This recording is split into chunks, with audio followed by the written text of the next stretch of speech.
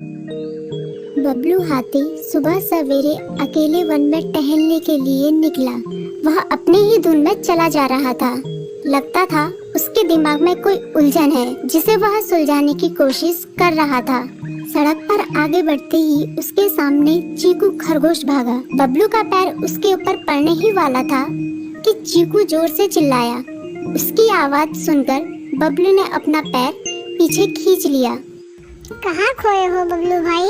कहीं नहीं, बस कुछ ऐसे ही सोच रहा था। किस बारे में? तुम जानकर क्या करोगे? शायद मैं तुम्हारी कुछ मदद कर सकूं। तुम तो जानते हो आजकल वन में कितनी चोरियां हो रही हैं, पर चोर का कोई अता पता ही नहीं है।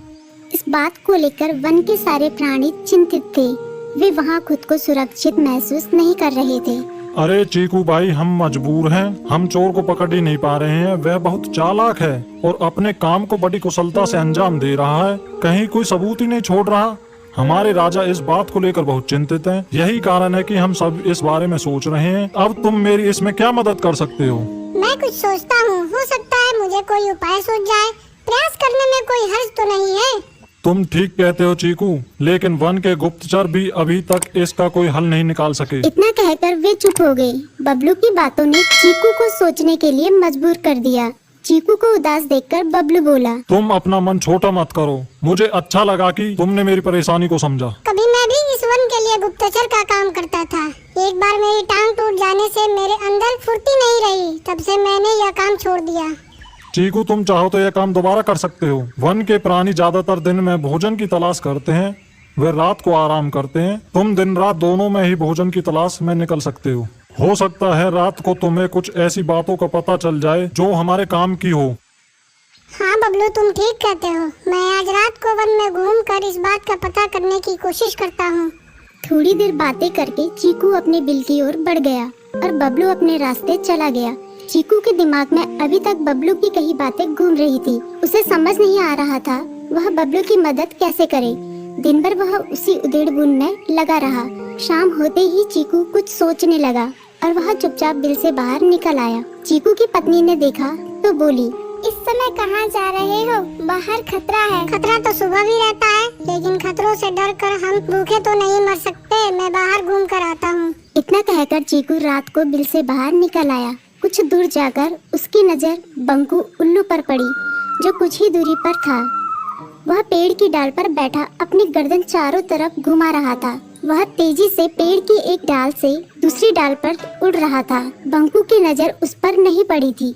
कुछ सोचकर चीकू पेड़ के पीछे से बाहर निकलकर थोड़ी खुली जगह पर आ गया और वहां से बंकू उल्लू को देखने लगा। बंकू ने चीकू को अंधेरे में भी देख लिया, पर उसने उसमें कोई उत्सुकता नहीं दिखाई और अपनी गर्दन चारों ओर घुमाता रहा। चीकू बड़ी देर तक बंकू की हरकतों पर नजर रखे रहा। वह थोड़ी देर तक खुले मैदान में खड़ा रहा, पर बंकू ने उसे देखकर भी अनदेखा कर दिया।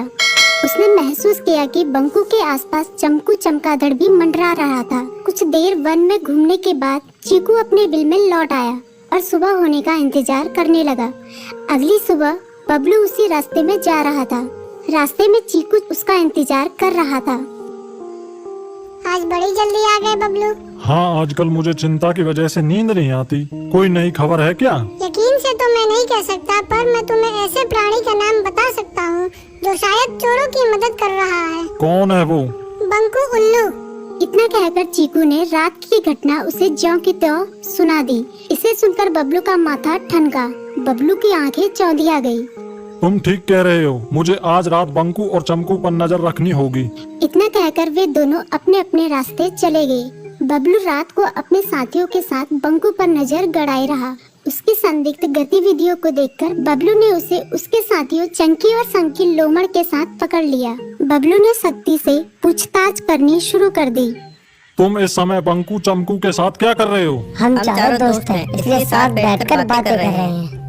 चमगादड़ और उल्लू की दोस्ती तो समझ में आती है, पर लोमड़ के साथ दोस्ती कैसे हो सकती है? सख्ती से पूछने पर दोनों ने अपना जुर्म कबूल कर लिया और सभी चोरियों के बारे में बताया जो उन्होंने कुछ दिन पहले वन में की थी। बबलू ने उनके चोरी का सारा सामान भी बरामद कर लिया। बंकू और चमकू को अभी तक समझ में नहीं आ रहा था कि वो इतनी आसानी से कैसे पकड़ में आ गई।